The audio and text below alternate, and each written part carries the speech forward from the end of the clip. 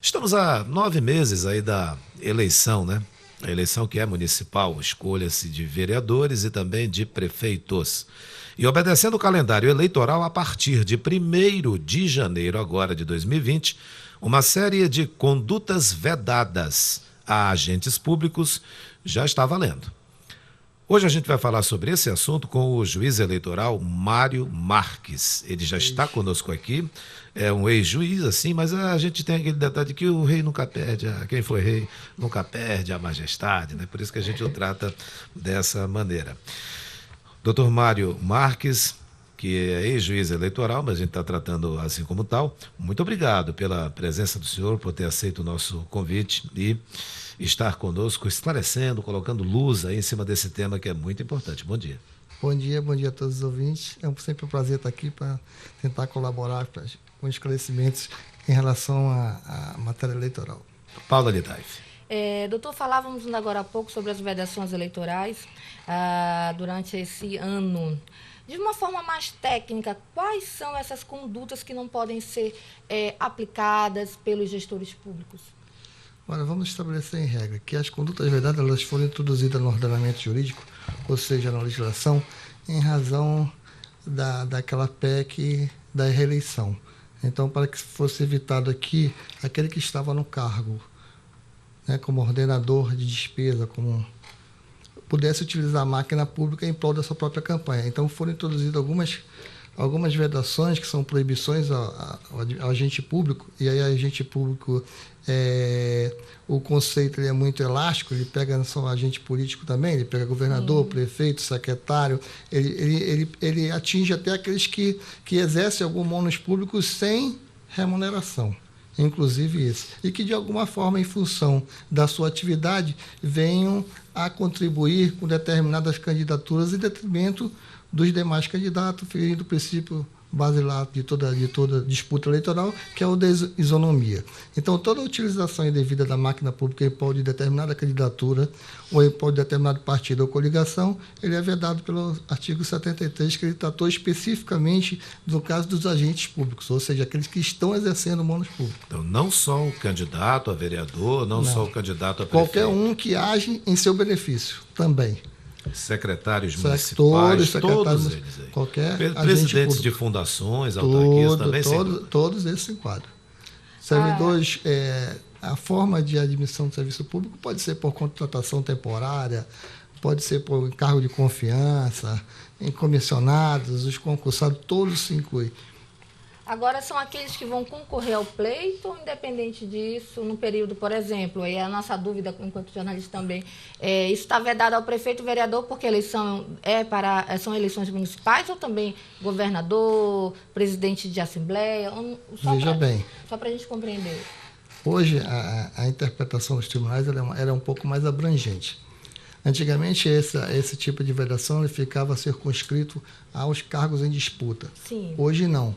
O tribunal e a própria legislação está evoluindo no sentido de vedar qualquer tipo de contribuição, seja de quem for, desde que seja gestor público, ou faça parte, ou seja agente público em prol de campanha. Ou seja, eu, governador, eu posso apoiar determinado candidato e usar a máquina em favor da candidatura. Então, o meu cargo não está em disputa, mas eu estou influindo numa disputa, com apoio usando a máquina pública para esse fim. É bem interessante, Paula Litaif, porque quando a gente fala sobre esse assunto, traz uma pessoa que é especialista no tema para conversar conosco sobre isso, essa pessoa, ela esclarece, ela, como a gente tem falado ultimamente, joga uma luz sobre aquela escuridão que ainda paira e tudo mais.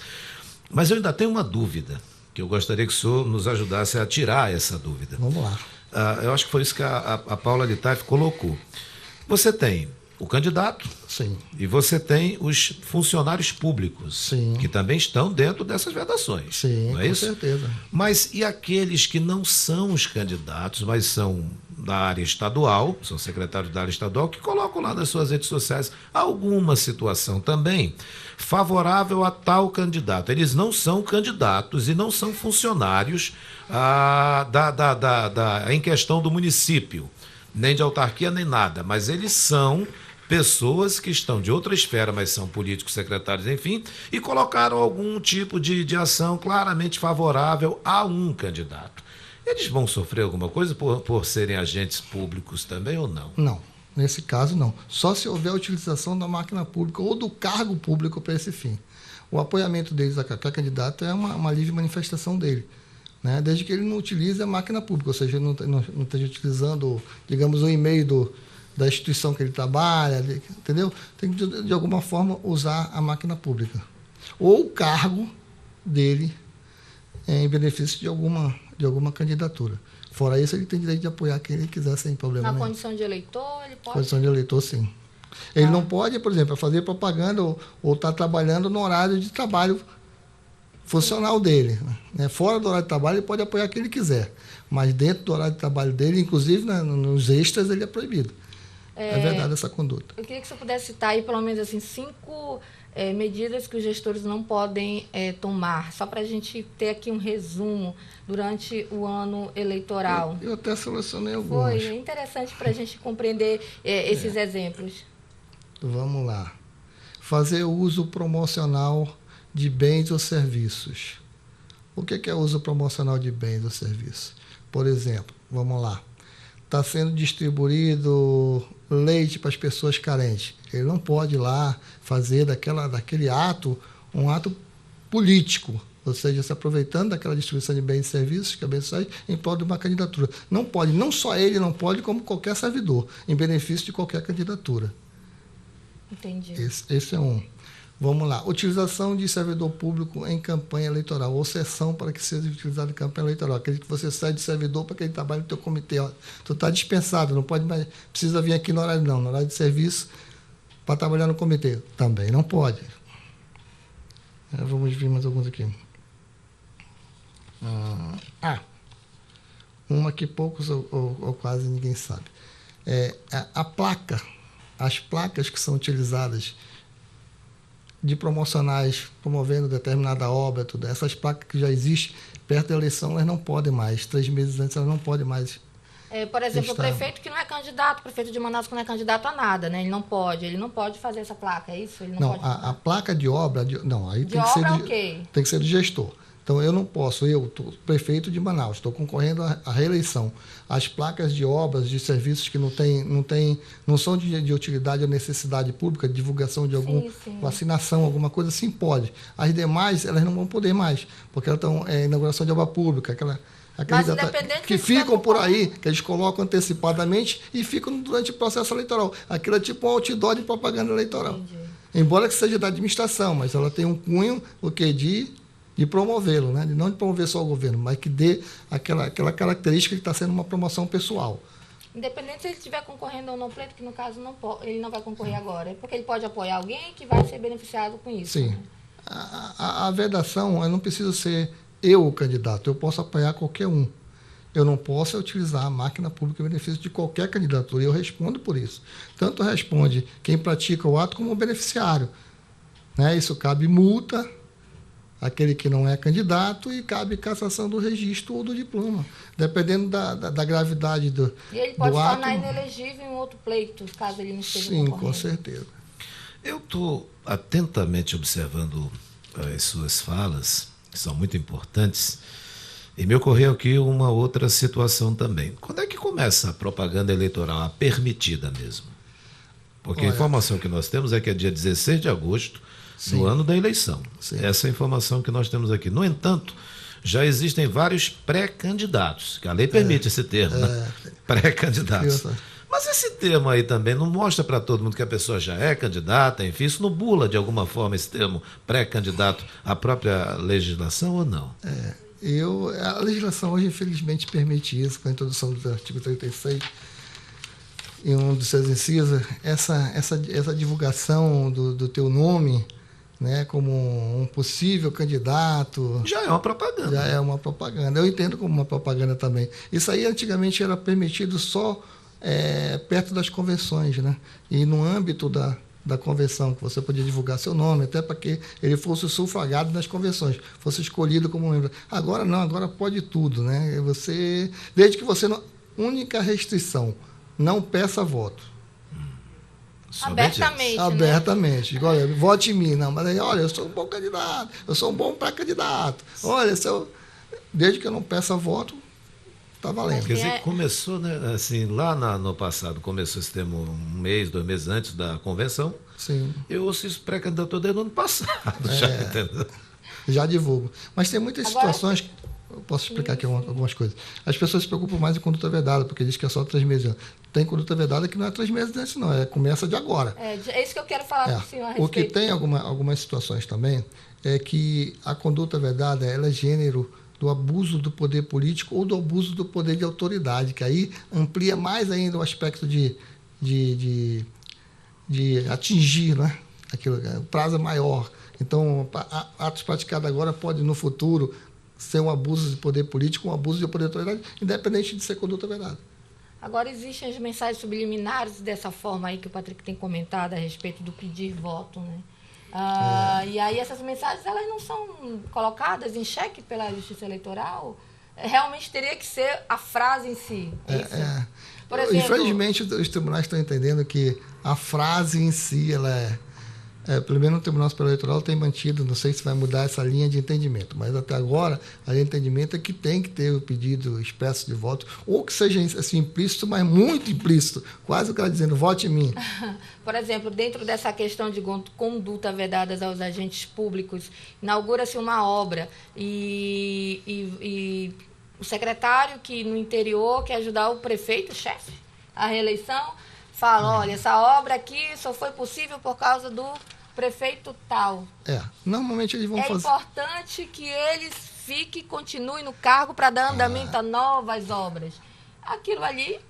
aí não pode.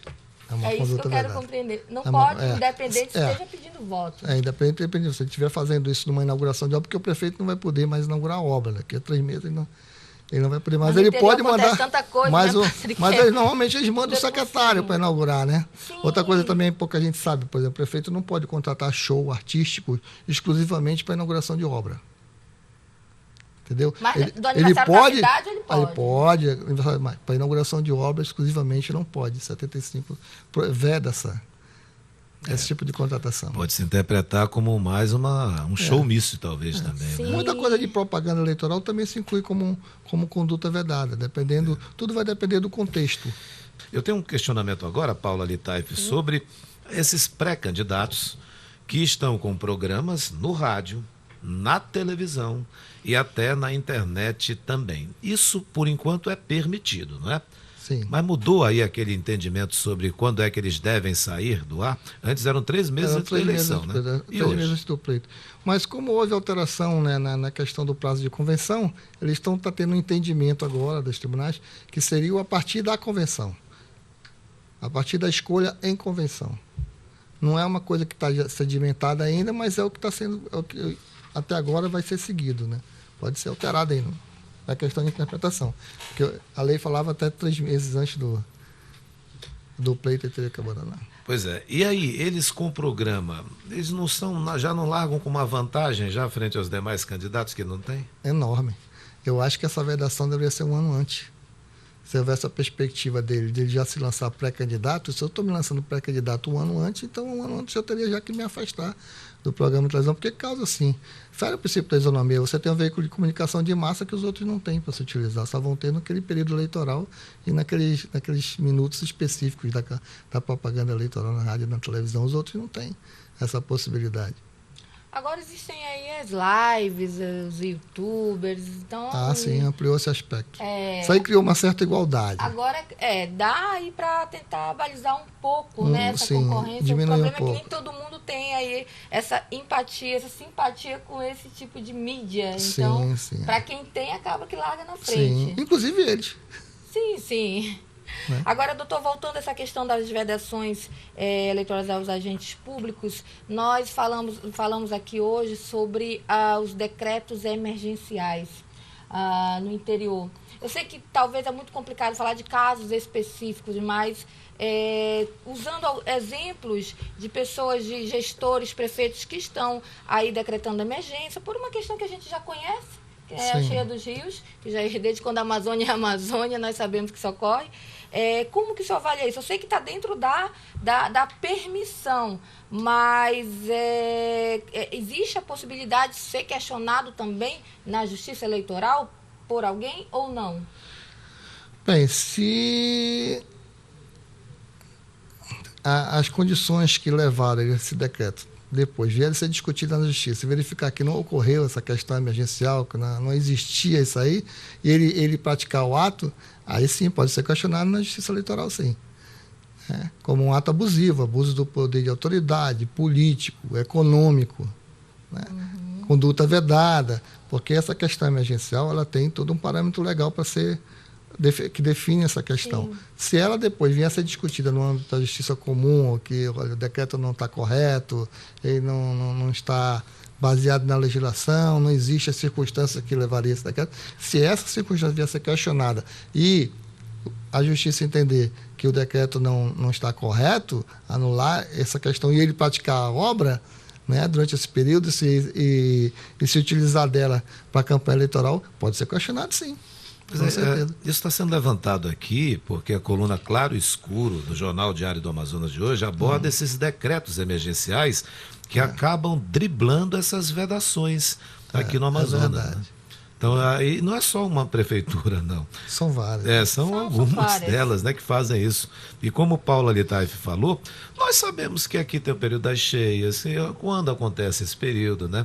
Por que acontece? E de repente a pessoa segura um determinado momento no ano eleitoral, sim, para poder lançar uma situação como essa e fugir um pouco da licitação, da concorrência pública para fazer isso. Isso já é uma questão do artigo 37 da Constituição, cabe à Câmara de Vereadores, o Tribunal de Contas do Estado, se for caso de convênio, ou se não foi a Câmara, fazer essa fiscalização das obras públicas. Até o cidadão também pode entrar com uma, pode estar com uma ação popular para tentar suspender esse decreto. Que nos municípios onde a Câmara é praticamente um anexo aí, como das prefeituras, né? Complicado. O prefeito tem todo o poder ali. Tem todo o poder. Mas também é muito mais fácil você caracterizar a utilização da máquina pública nessas obras, quando o prefeito vai ficar indo, divulgando, vai querer usar isso em campanha, como modo de campanha e tudo mais.